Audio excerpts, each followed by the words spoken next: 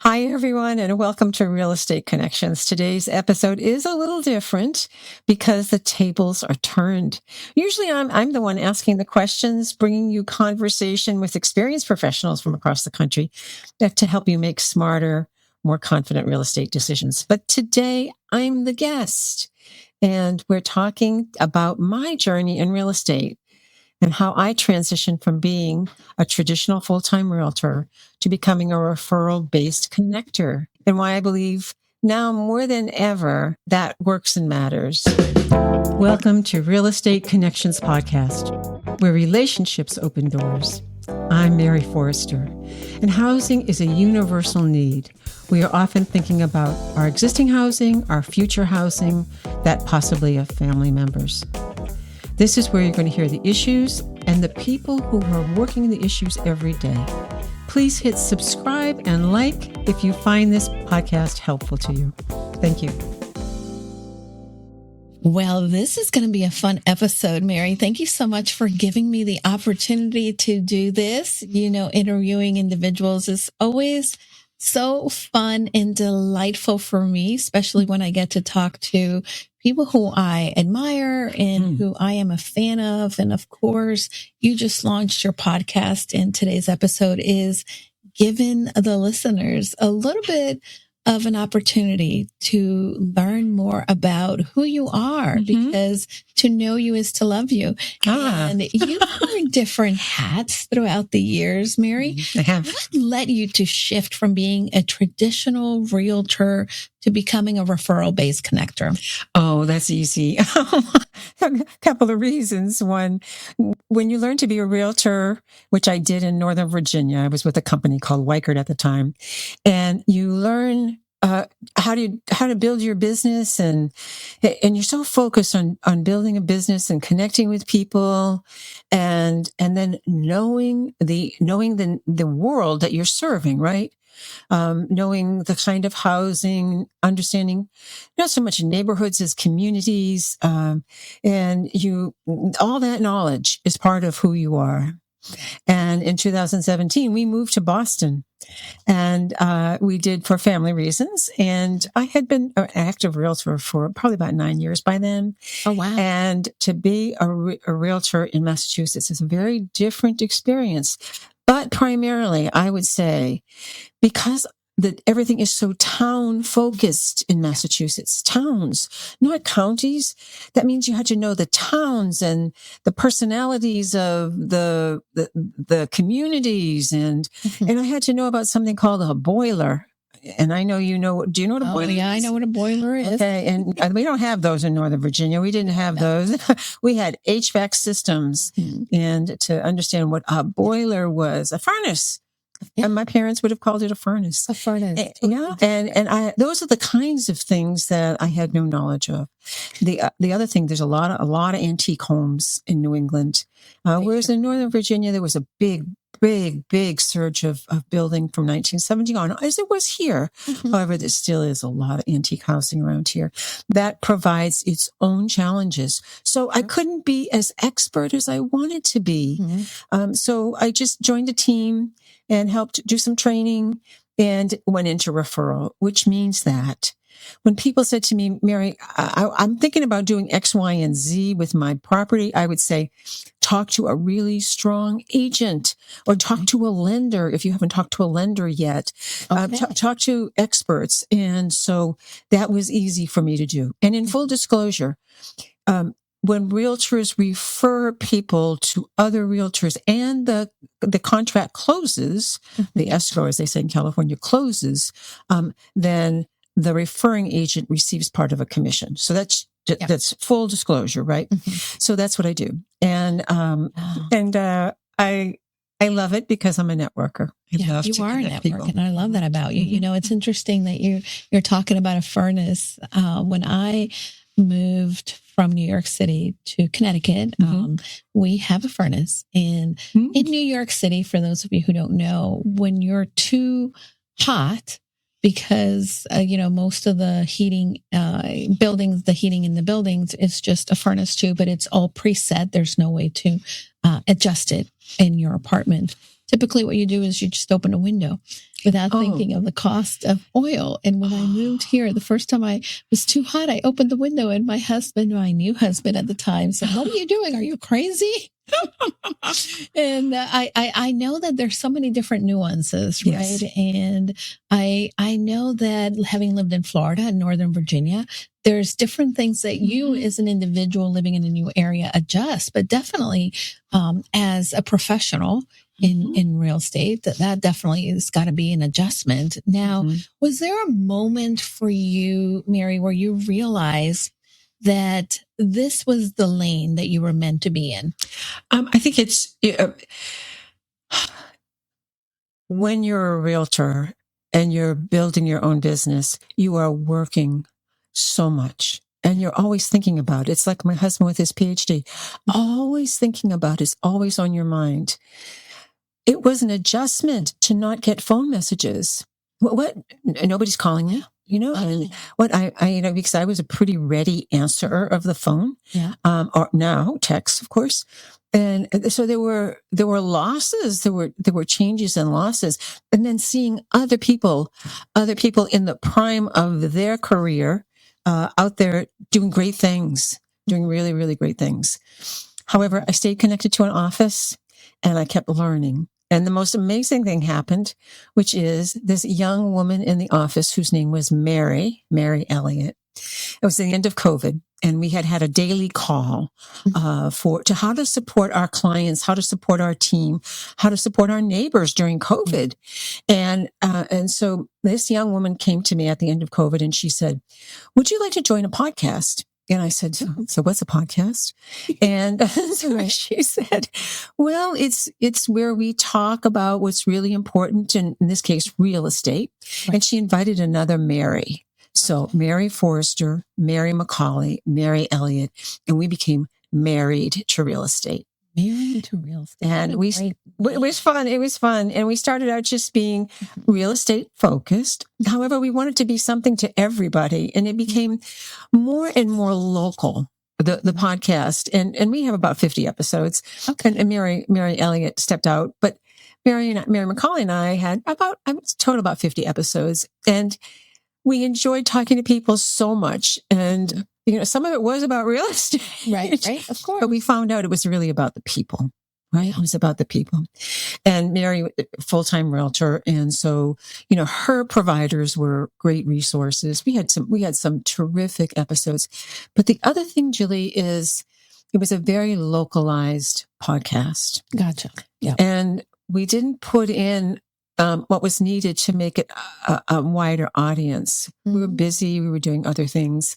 Right. And so this podcast evolved from people like you because I started going to New England Podcasters, a new group. Right. And there are people in that group whose podcasts are global. Mm-hmm. Global. Yeah. Number 2 in the world. And I thought, well, wouldn't it be wonderful to be able to share real estate information like this? There's exciting stuff going on. Accessory dwelling units, all kinds of needs for how do we expand the housing inventory? And so as I was thinking about it, I thought, Mary didn't want to seem to kind of head that way. And I thought, well, maybe I could start a more national podcast. Yeah. And the fun part about being a realtor, I became a realtor in 2009. It was in the great financial recession, depression, whatever it was called in those days. And I hooked up with a group coaching from California, Buffini and Company. And I learned how to build a business by referral. And the first and foremost rule is do the best job you can do. Yeah. And then your clients will refer you to other people. And you can ask them, indeed, and you can keep in touch with them, indeed. But first and foremost, so there is a network, a whole lot of people all over this country for whom that is their goal. And that's a tremendous resource all over the place. Do your client's business first and for them. So it's a long answer to kind of get around what was going on. So I have been exposed to other people's podcasts in which they have a really far reach. I've done 50 on my own, and there's so much information to share with the public, and not just not the professional public only, but the average public. The average person. The average, right. Absolutely. Mm-hmm. I think that, the podcast, right, the real estate connections, right? Mm-hmm. Real estate for me has a couple of different meanings. Mm-hmm. I am a connector. I love connecting. Mm-hmm. And I don't know if people can actually see behind me. There's a little, no, you can't because I'm framed differently, but there's a sign, a little red sign that says connection, right? Because it's a reminder to me, like you, my business is based on referral as well. And mm-hmm. I do believe that mm-hmm. the greatest gift that we can give someone is not only to provide them with the right support, the service, but also allow them to know that they found the right person and mm-hmm. they shouldn't be afraid to let their network, their friends, their family, their colleagues know that they have the right resource for them. Mm-hmm. And I believe that's important. Exactly. And you and Dan were referred to me. That's right. We refer to you. Right. And I would refer people to you and Dan as well. Oh. And it's because you're good. In my opinion, you're very good at what you do. And that's what I want to do. Yeah. And I think that, for me, and like I was mentioning, that whole connection, sometimes I wish that I could have learned, right? And that I had the level of education when it comes to real estate much sooner than mm-hmm. I did, right? Mm-hmm. And because making these connections of how things work can really be able to influence somebody and what they, the next steps that they take in their own life, whether they're right. buying property or whether they're looking to sell or whatever, anything in between. Mm-hmm. And I know that your podcast is a podcast not only to share knowledge, but to educate and to provide support to individuals who may be looking to learn more. Indeed. And then, so information is the first and foremost goal, right? Mm-hmm. And the second is to be inspired. So some of my early guests are so inspiring about what they've done in the real estate world. And the next ones are going to be too. And then the third part is that they're successful because they collaborate. Mm-hmm. And that's the message. That's the message I want to say. Nobody gets successful on their own. We keep hearing that. What does that mean? Oh, that means, we find that strong providers. Or I remember when I first became a realtor in Northern Virginia, it was the recession. Mm-hmm. The loans were like, you had to give your firstborn, right? Yeah. And you had to put 20% down, and the underwriters were like really, really coming down hard, and they had to because they had taken so much a loss over the prior years with subprimes and whatever else was going on. Yeah. As my friend Maureen would say, shenanigans, whatever else was going on. And so lenders had to be extremely cautious. Mm-hmm. I remember the joy of the day when I found somebody could do an 80-10-10, which meant they could borrow 80%, mm-hmm. they could borrow another 10%, and they just had to put down 10%. That's great. And I found a strong provider, a bank, and I just spread the word. You can get an 80-10-10 at this bank. And it helped our clients so much, and it helped them realize their real estate dreams. That's so good. Mm-hmm. So good. Mm-hmm. I love that. And I think that, one of the examples that I've had in my life is my ex-husband's parents, who, and again, were in friendly terms, and his parents were such a great inspiration to mm-hmm. me. But they started when they first got married, they bought a property and it was a duplex, mm-hmm. and they lived downstairs. They had a tenant upstairs, and everything that she earned as a teacher would go to pay off more into that, and it would save. Mm-hmm. Within the first 2 years, not only was their mortgage being paid by their tenant, but they had saved enough to be able to get some equity, and then they bought the next duplex. Wow, wonderful. And they had a second duplex. And again, the tenants were paying for the mortgage. And soon enough, I think within 5-7 years, by the time my ex-husband was born, they moved to a house, and now they had a house and the four. Two multis. Oh, four multis. Yeah. Four units. Four units. We call them doors, right? Four doors. Right. Yeah. Doors. Four. So they had 5 doors total. Is what they had. Right. And then over the course of the years, again, they were able to. They paid off, I think, each of the units in 15 years. And then they bought an apartment building. Wow. And this is a way in which here are 2 hardworking individuals, right? And that was the one thing that they really instilled in us, that you can never go wrong with the investment of real estate. And again, that's their opinion and that's their opinion and experience. But it was such a great lesson. And of course, when my former husband and I married, we bought an apartment in Manhattan. And I will tell you, I saw firsthand how the market can actually shift. And it went, when we first moved into the building, we were renting, and we should have bought then, but we didn't. And within a couple of years, that had doubled in price. And within a couple of years, and we bought then, but within the couple of years, it had again doubled. Yeah. And, now it's astronomical, but I think that people don't understand the power that they can have. And I think that there's more individuals who are becoming savvy with the information that's available to them now, that maybe when I, 20 years ago, didn't necessarily have access to, and much other people didn't have access to. Right. The challenge right now, of course, is being able to afford the initial property. And that's the challenge. Average age of home buyer, first-time home buyer in Massachusetts is 40 years old. And what does that tell you? People are postponing, but also, amassing the money in a very difficult kind of high cost area. But we know so many high cost areas. It's just not here, right?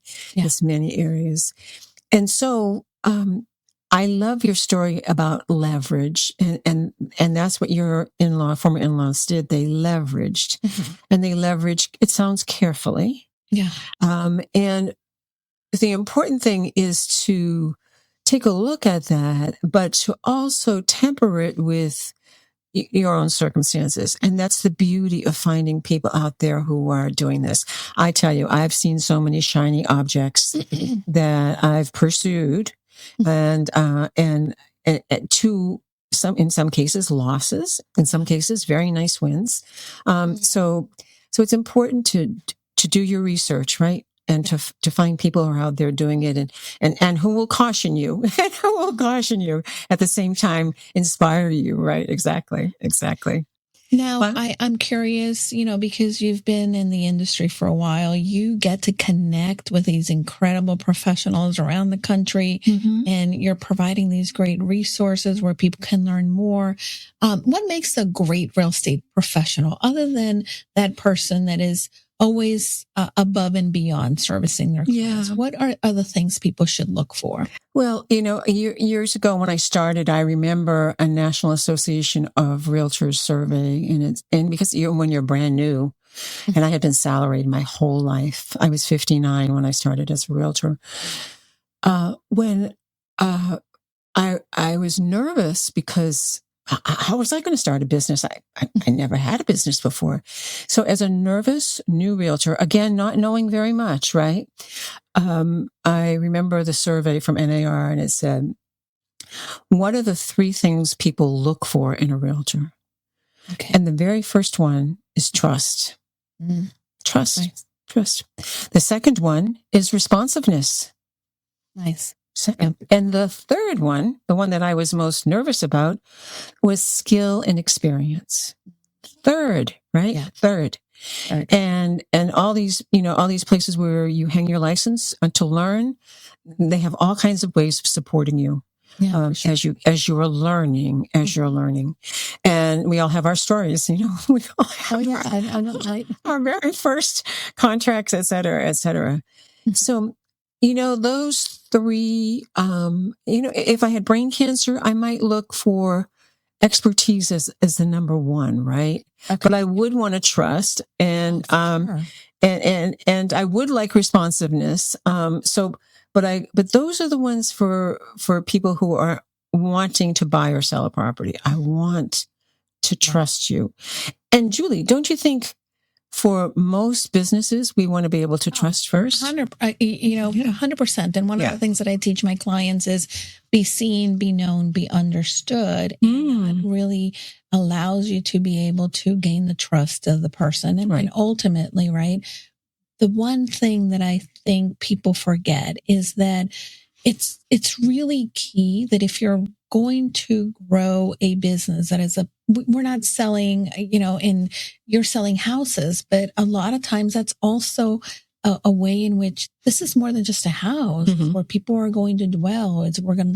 They're going to create memories and grow some equity and so many different things. I think that people want to find, not just because anybody can look online now and find a house to buy. Yes. Or a realtor. You want to connect with the person that gets you.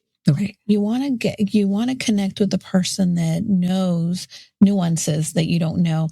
I remember before we moved to Manhattan, we looked for houses and we lived in Rockland County, New York, outside of New York City. And we had a wonderful realtor.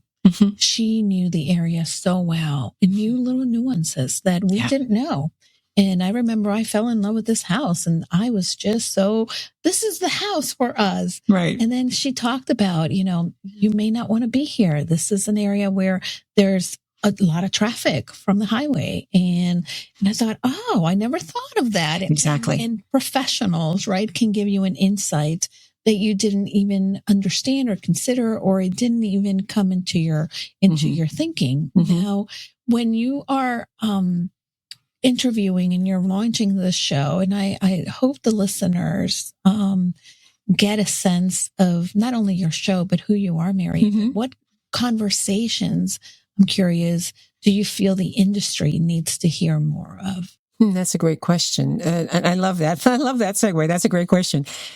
What does the...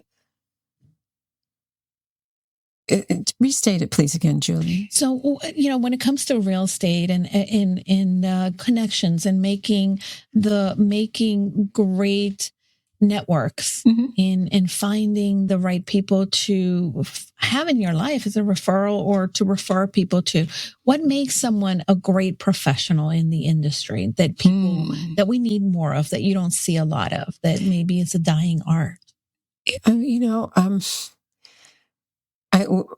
We watch a lot of British TV, and let me tell you, estate agents is what the realtors are called. Agents, yes. They get a bad rep, let me just tell you, and they do because they're quirky, or you need to own this house, or something like that. And I think the answer to your question is, like most things, it is what is in the best interest of my client, right? And maybe there's a way for you to interview prospective real estate professionals or any professionals and ask the question, what if I change my mind? Okay. What if I don't follow your advice? What if I ask you to make a bid that's lower? What would your answer be? These are really important questions to ask. Yeah. And like your realtor is not allowed to steer you. By the way, she or he is not allowed to say, well, this is the high school that does X, Y, and Z, and you should go to this one, and things like that. However, things like highway noise. So Julie, are you and Dan sensitive to sound? Do you mind hearing sound that might come off of a highway? One thing that I would do early on, because even though we were in a very difficult market in 2009, the market changed quickly and we got up to a hot market again, right? And so people were willing to put offers on pretty much anything. And so we'd have to say, I'd have to try to assess their esteem needs. So, and this is my question that I would ask. If you found the perfect house that you liked, but you had to the previous turn was a gas station, onto your street, would that bother you in any way? Now, people with higher esteem needs, that would bother them. They would want that their guests and family enter and see their property from a very pleasant, maybe non-commercial, non-retail world. Mm-hmm. And so realtors, they hone these questions to kind of get a sense of who you are and what your preferences would be. But I really like that house. Well, look at that high tension wire. High tension wire, I have no idea about whether or not they emit this or that or anything. But what I can tell you about is when you go to resale in a non-hot market, this is what the cost difference might be, how much money you might get back in return. That's right. And that's validated, right? Those numbers are around. Absolutely. So, and during these hot markets, we've seen these buyers just take just about anything, and I've read in the Wall Street Journal was a third of the buyers that happen in a hot market really have remorse. I'm sorry about this house. So anybody, just, keep in mind the long term, not just the short term, whatever. Yeah. But I have a question for you. Oh, sure.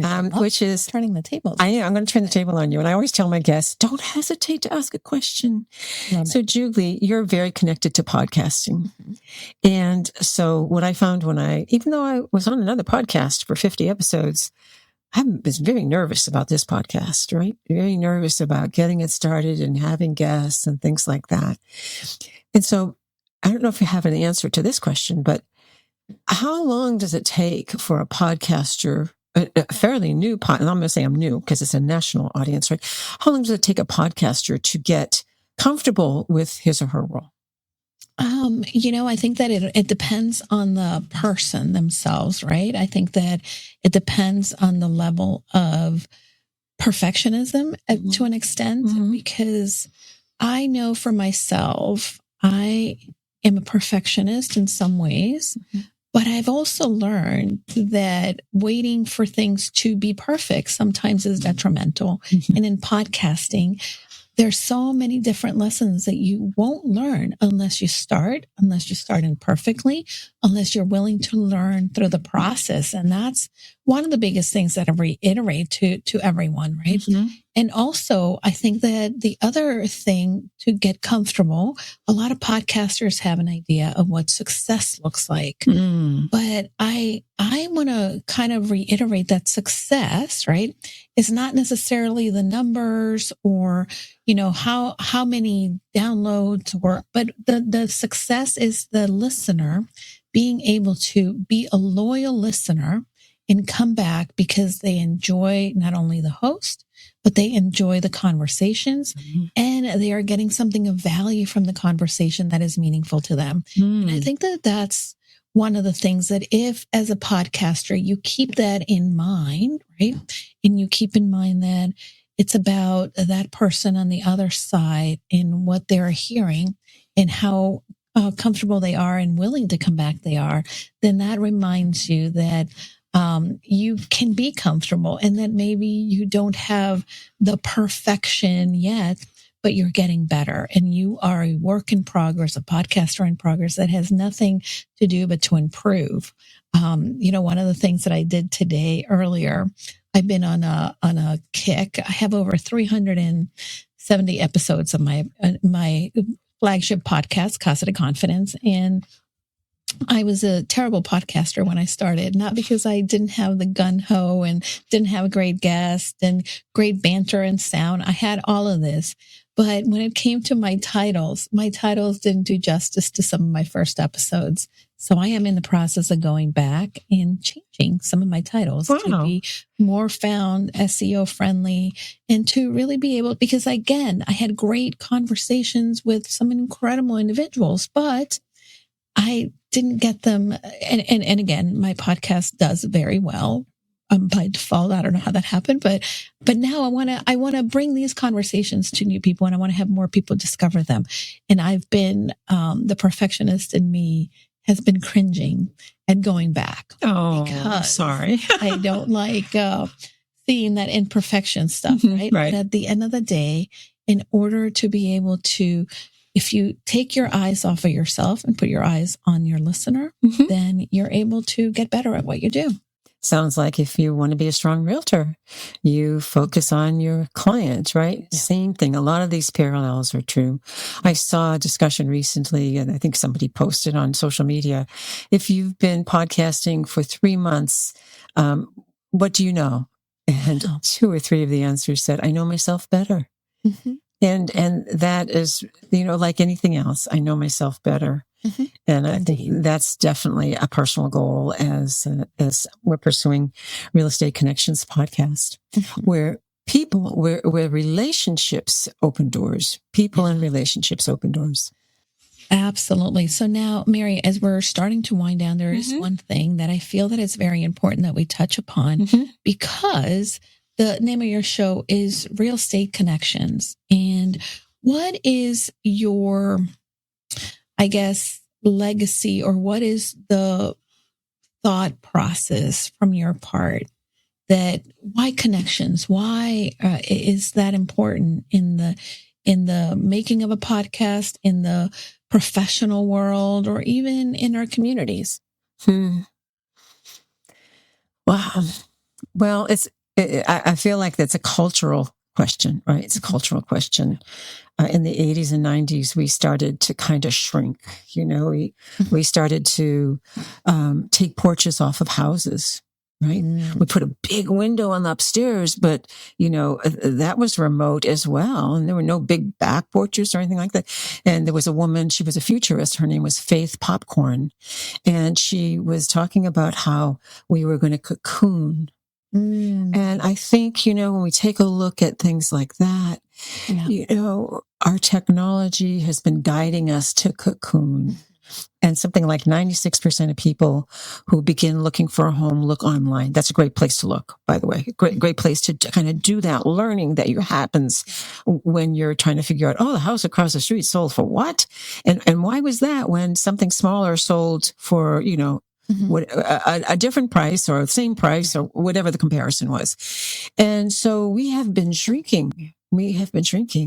Yeah. And I have to tell you, in the last year or two, particularly, I've been hearing about the critical nature of connecting. We found that during COVID, right? Absolutely. We found that we were isolated. All of us were so isolated. There was no aircraft flying over this house, and everything was just isolated. And I think we realized, okay, Faith Popcorn, maybe your days are over now. And absolutely. And we do want to connect, but we're still firmly entrenched in the technology that keeps us kind of apart. Thank goodness for Zoom. Yeah. Thank goodness that the technologies have also gone the other way. So I do know that we can't live in this world by ourselves. If we did, we would be up in the mountains somewhere, right? Off grid, right? And so I need you. You need me. And 100%. And it's how this world gets maybe a little easier, a little softer. Yeah. So It does. And, one of the things that, in case people haven't heard this yet, and this is one of the things that I believe is so important and why connections really enrich our lives, that there's actually a study that found that loneliness has such an adverse impact in our health. Yes. It can cause an early death. Yes. Just as having a medical condition can. So the fact that we can connect, and there's so many different ways in which, again, technology can help us, but can be detrimental. I want to encourage the listeners that this is a great place to come in. And Mary, having gotten to know her, it's like coming into this beautiful porch where you can sit and have lemonade and have a great conversation, and meet other great people as well. And I think that this is why your show is going to be set apart from others, because you are bringing experience, you're bringing know-how, but you're also bringing the human touch. And that's going to be, so fun. I can't wait. Thank you. Thank you so much, Julie. And thank you for your support. Well, always. I am a supporter of women in their dreams. And this is something that I can't wait to see and have you continue to inspire others through the work that you do, Mary. It is an honor and a pleasure to know you. And I'm so glad you're a part of our lives. Now, I'm going to tell the listeners that you have a couple things to share with them before we go. So you'll see in show notes my contact information, and I'm happy to help you in any way that I can. And you can just drop a line at info@realestateconnectionspodcast.com. It's a lot. It's a long name, but drop me a line. I'm curious to get your feedback, any thoughts you have for programming. And the programming is going to be fun and expansive, but I would love your input. And please do reach out if I can be helpful in any way. Thank you so much for joining us today. And I hope you found this conversation useful to you and your real estate goals. You'll find the contact information for our guests and any links they recommend you have in the show notes. And should we be able to help you identify some strong real estate professionals in your area, drop us a note at info@realestateconnectionspodcast.com. Thanks again, and bye for now.